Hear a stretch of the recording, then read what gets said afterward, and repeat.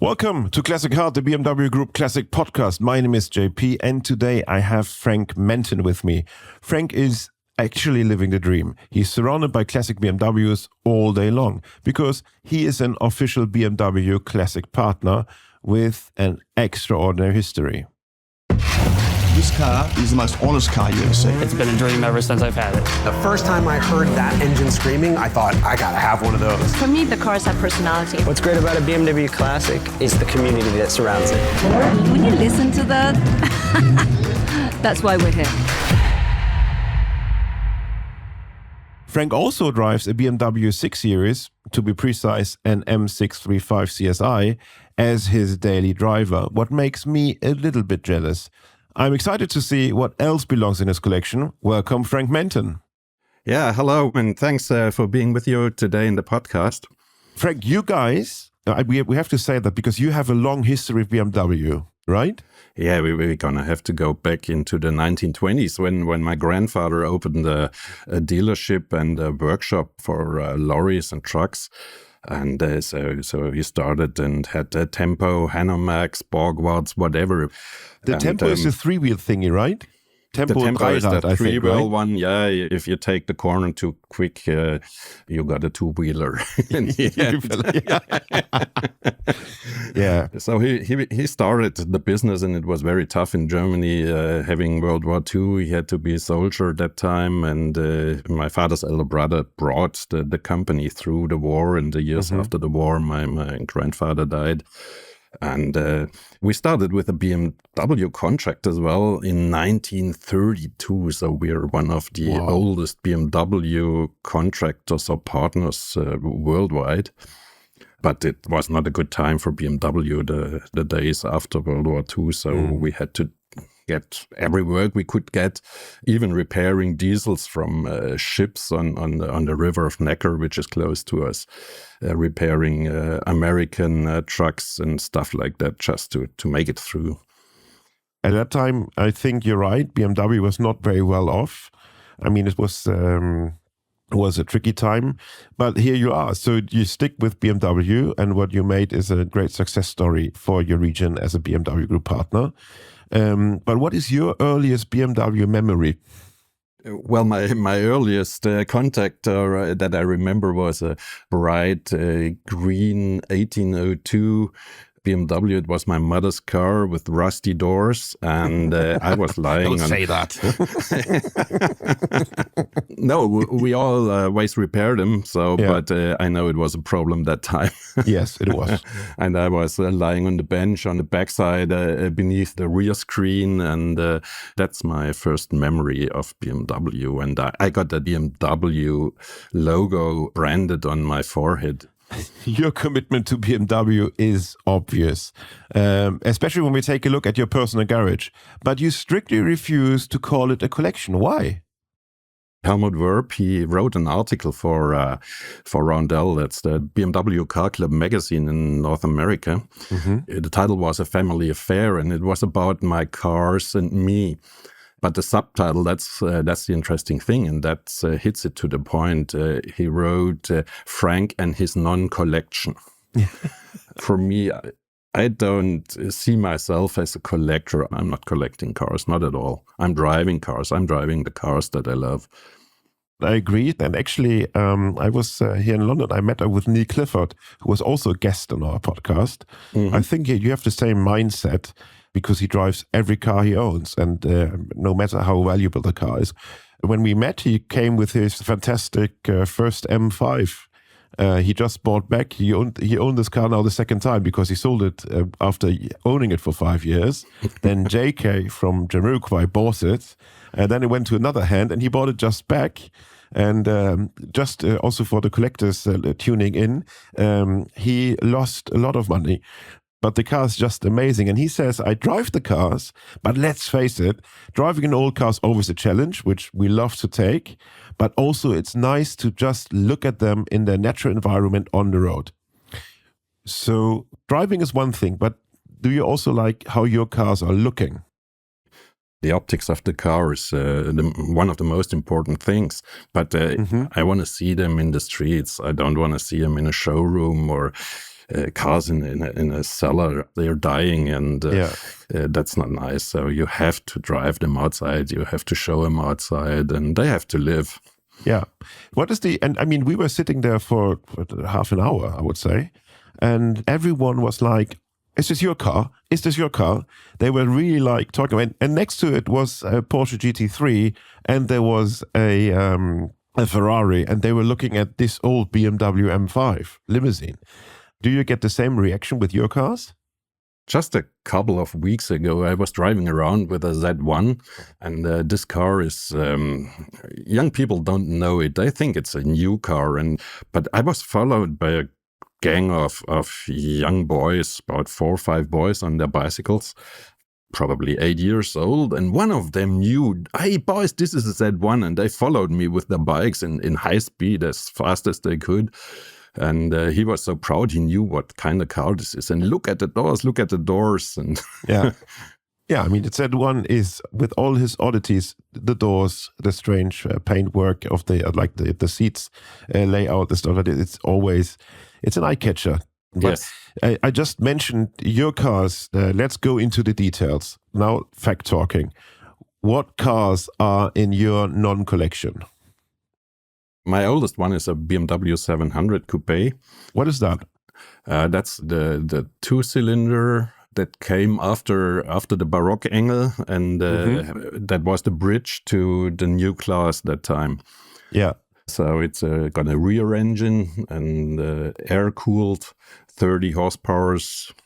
Suspension was great, and my dad used it as a race car. Really? He was as he was a student, he was racing small races, mountain hill stuff like that. They just closed the streets in the middle of the day, 2 guys on top, 2 guys on the bottom, and then they raced up against the stopwatch.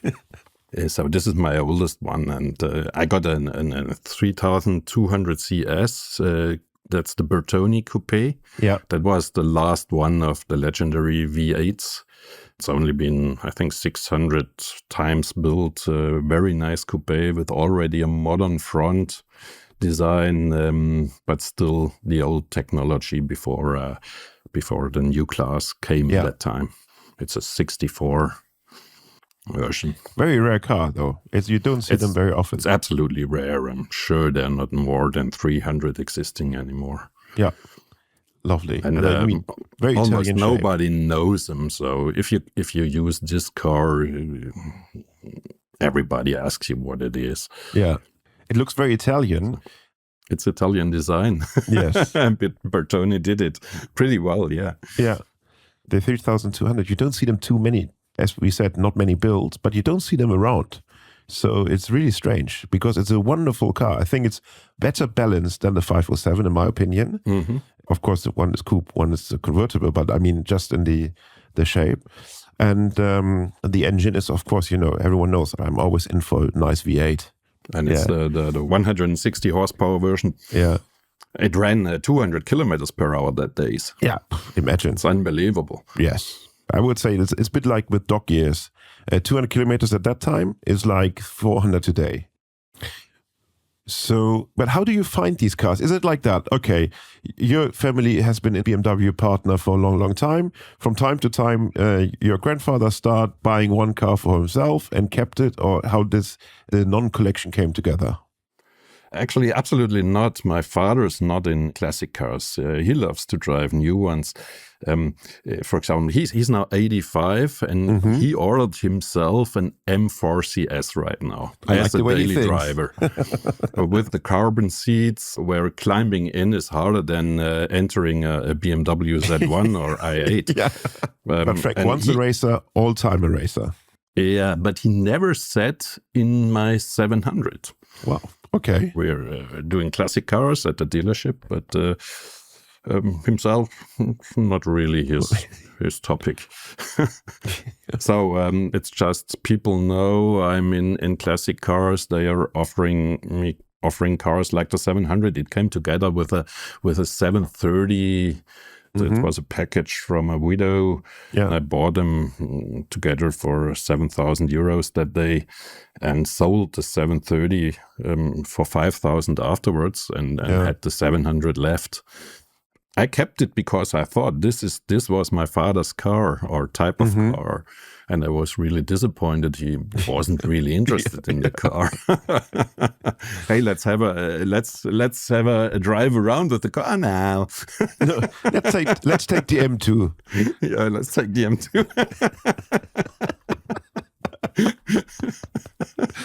But somehow I find it very charming that your father is such a cool chap saying, yeah, that's nice, but yes, but no. It's less than 10 years ago when he said, you and your old cars.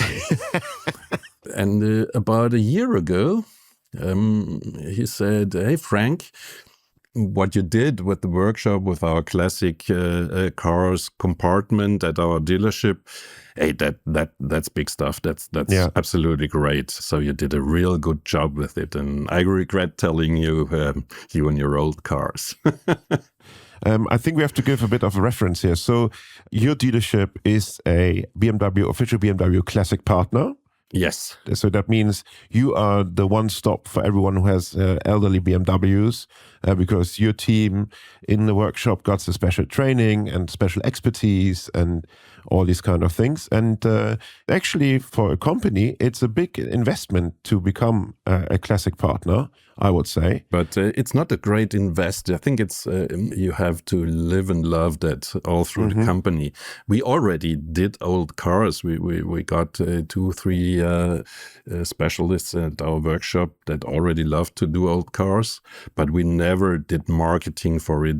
But I'm very sure it's very, very hard if today you decide, hey, let's do classic cars, just to bring your stuff on the way to love those cars, because most of them think, oh, just old scrap and problems. And I cannot plug something in to read something. I just have to listen and feel. And today, when you come with your 20, 30-year-old BMW to our place, you got 2-3 people just standing around. Hey, geile Karre, cool car. Yeah. And people love that. It's their hobby. How does it work with the new generation? So, I mean, you have mechanics in your service department, 100%. Sure.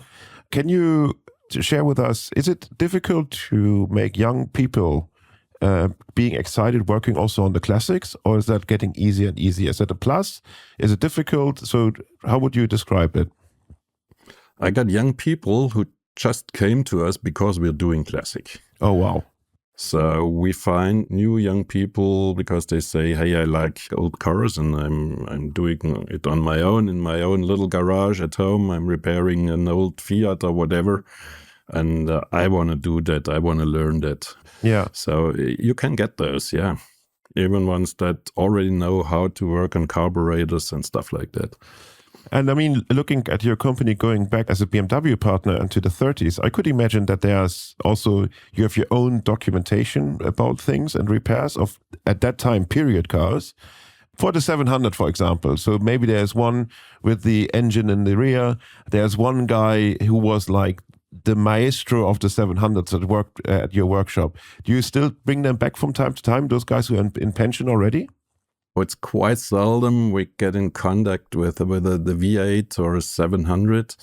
We still can do that because the technology is easy, and we got some elder employees who already worked on those cars when they were young, when they started their job.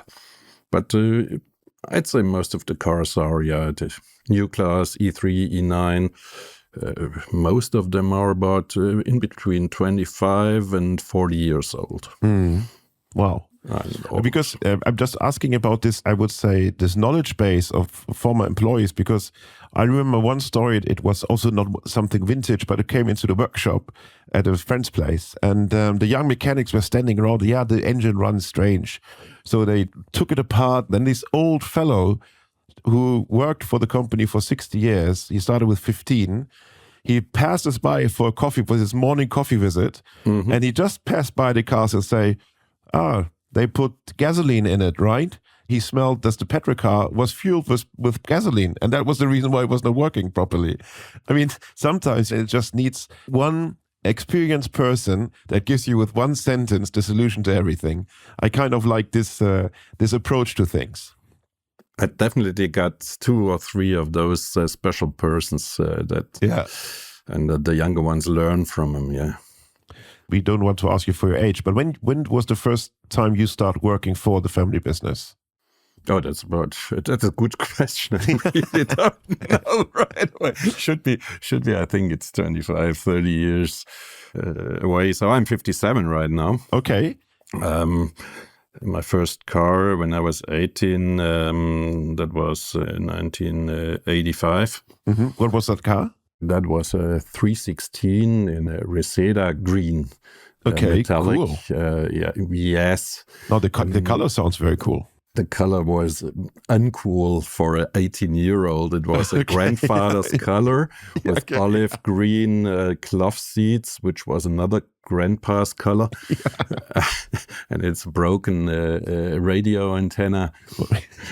But I fell in love with the car. It took about 2 days, and I loved it. Yeah. 86 horsepower, and it was absolutely outstanding for an 18-year-old to have a BMW. Yeah. I started with the Volkswagen Golf Series 2. So CL, 56 horsepower in silver. In the third year, I totaled it, unfortunately. Okay. So, well, that's so. This is now a piece of metal history. But coming back, so looking back at like 25 years, 30 years ago, how was selling cars then, if you compare it to today? That day is a new car series. A launch of a car was something special. People were coming to your business to see the car. We had one weekend, we had hundreds of people just to come by and see the new 7 Series or whatever. Mm-hmm. And today everybody knows every car from the internet. It's more a mass. That time we had 4 series, the 3, 5, 6 and 7 Series. Today we got uncountable models. And in that time, it was not a thing of price and rebates. And today, it's always price. Yeah, I mean, so, and do you do all the things like cover up the car and then a big reveal? Is this also happening still, or is it also an idea of the past? No, it's depending on the customer. Sometimes you got that, especially if the car is a surprise for a life partner or whatever. Yeah. We do all of that. But the standard delivery is without that. That's true. Tell us a bit more about your garage. I mean, you repair and restore classic BMWs, obviously. Do you mainly work with the spare parts that BMW Classic offers, or how does it work? Yes. So this is our first address in parts, Munich, BMW Classic. And it's a database as well. So if we're looking for a part, they don't keep. Quite often they know who knows where to get this part. Yeah. But we do buy parts on eBay as well. We do buy parts all over in the internet, looking for those. So it's quite everywhere. But we got lots of contacts. Yeah. So we got an idea where to get those parts. But I would imagine, but maybe that's wrong, but I would imagine that with this long history, you also have a little bit of stock with yourself. Not at all. No? So we don't keep a stock in parts for classic cars. Yeah, it doesn't make sense. Yeah. Too many different parts. Okay, then my romantic idea of that, you show me around like a big storage facility is, look, this is a new old stock part that we had never used, but we kept it from the 80s and the 70s. That's not the case. You'd be surprised if you'd see our workshop and our parts department. They were completely digitalized.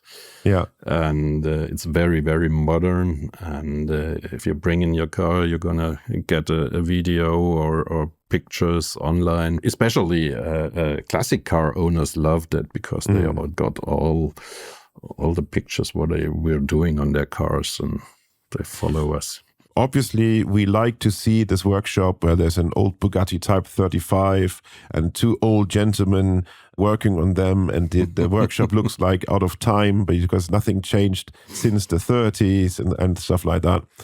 But this is a very romantic vision many of the restorers that are specialized in brands and workshops like yours, they work highly professional because they have to.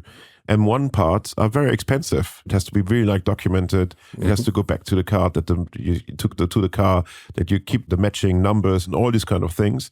So I like the approach to say, okay, we deal with vintage, but we do it with modern technology and modern standards. Absolutely. Cool. Let's talk a bit more about your cars. I think we stopped at the Bertona. Yes. But there are also a bit newer cars as well in the non-collection. I really will use this non-collection many times in this chat. I love it. Yeah, you already introduced the M635 CSI, which is the car of my heart. I always dreamt about that car since they launched it with the M engine of the BMW M1. I was 18 and I just had my driver's license, and we got a demonstrator car. And that was the first M635 we got at our company, at our dealership. And I remember a weekend, a Sunday, we were at the Lake of Constance. And my father, he just came with this car, with the car of my dreams.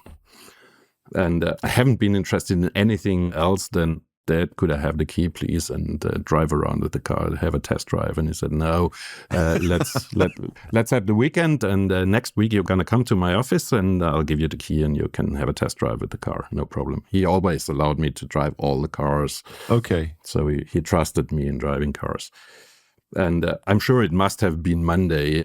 I was standing in his office, and what happened, the customer had an accident with his own car, and he just bought the car on Monday morning and took it away.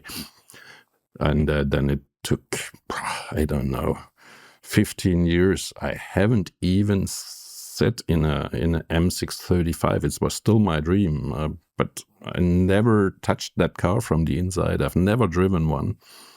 And when I started in our business, one day I saw that car in the backyard of our company. And our workshop manager bought it for himself. And he did some little repairs on it and drove the car. Yeah. And I just took my heart and went to him and, hey, would you just sell me that car? And he said, yeah, sure, you get it. Nice. And then it was the really first time I sat in an M635. And it was this car that years and years before I desperately wanted to drive, and now I owned it. And we did all what had to be done on the car. And for example, today I used the car to come to the company, to come to work. I love that. I mean, it's, as I said, it's your daily driver. And I mean, the famous nickname Shark Nose and other German media call it the Porsche killer. Because in fact, the performance data, they were compared to everything that Porsche had in his portfolio at that time, right? And I think that's, 285, 86, 87 horsepower? Yeah. 286, yeah. 5-speed manual. It was actually the fastest 4-seater coupe at its time. And then the first idea of a board computer, I remember on the left-hand side of the steering wheel with all the little lights, if everything was working. I mean, this car was absolutely and is an amazing car. So if we speak about design, I mean, this is one of the most elegant German-built coupes. But how is it to drive? What are the pros and what are the cons of moving around with a 1.5-ton car? No cons, only pros. Got you. It's okay. 1.5. No. I was wondering about a 1.5-ton car. That's what I wondered about. It is fine. It's I think, isn't it right? I think it could be. It's not the lightest, I would say, but it has a very good ratio. So this is for having a daily driver. You just sit into the car, it starts perfectly. You have note it drives very good, very exactly. The steering is good. It's got power steering. It's got all you need on a daily basis. It's got lots of space in the boot, and and it's a 4-seater, so it's fun. Yeah, and you got the outside temperature digital. I mean, that's one of the 80s best, I would say. I think And not too many built. What is it, 5,600 or something like this? There's not too many of them I around. think you're quite like right. this. 5.6, 5.8, something like that, yeah. The shark nose. I mean, and it changed a lot also for BMW, to the perception of BMW. It really was, let's say, I think it would be fair, it was an everyman's in brackets, because it was at that time also very expensive, but it was not as expensive and easier to get than an M1 in the end. So you saw them more often on the road than the M1, I assume. For sure, yes. Yeah. Is there also a Z8 in the non-collection? Yes. Obviously. yes. Very good. But a boring color, so just silver black leather, like almost every Z8. I wasn't looking for a Z8, but I got it from a used car partner from Spain who owed me a lot of money. Okay. And I just picked it from his dealership and said better to have a Z8 than to have nothing. I mean, some I'm sure, Frank, some Z8 owners will disagree, but I just leave it like it is now. I let it stand there and make everyone else his mind who's tuned in. Let's see. It was the classic car I drove most this year. Most of the kilometers I did on the Z8. I really loved that car. Very good. We have a little thing that's called Pit Stop in our podcast. And the Pit Stop is a series of questions that I would like to ask you, and try to answer as quickly as possible. And also, if you don't want to answer a question, you can say skip, but only one time. Okay. Frank, here's the classic hard Pit Stop. Limousine or station wagon? Limousine. Coupé or limousine? Coupé. Coupé or convertible? Convertible. Mint condition or enthusiastically driven? Enthusiastically driven. Driving alone or with passengers? Skip. Driving or being driven? Driving. Driving or autonomous driving? Driving. Car sharing or no car? That's hard. No car. Road trip or racetrack? Road trip. Autobahn or country road? Country road. Manual or automatic? Manual. Manual or pedal shifters? Manual. Petrol or diesel? Petrol. Petrol or electric? Petrol. Electric or no car? Electric. Engine in the front or in the back? Front. Engine in the front or in the middle? Front middle.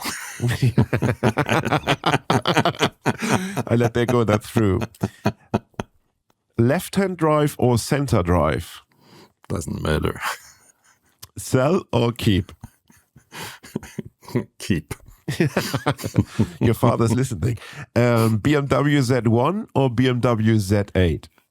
Z1. Radio on or off while driving? On. Podcast or music while driving?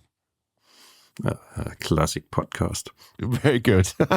That's it. Thank you very much. Thank you. So, question 9, you said a road trip is better than a racetrack. Have you gone on racetracks? Is that something you do, or is it really like not your interest? When I was younger, I just spent a lot of time on the racetracks, especially on the Nürburgring. That time with my E21 323i. It was a top cabriolet from Bauer that time. Really? They are so yes, cool. And I spent a lot of money and time on the racetrack. Never crashed the car. I'm very proud of that. Very good. But that diminished. Today I like to go fast, but not high speed. And I mean, go dynamic, not quick. That's what I always think. Yes, definitely. And that brings us to the end of the Classic Art episode today. Frank, thank you very much for being our guest. And I could recommend to those who tuned in, check out Frank's website, menton.de. Under the tab BMW Classic, you can learn more and also see many historical photos of his family business.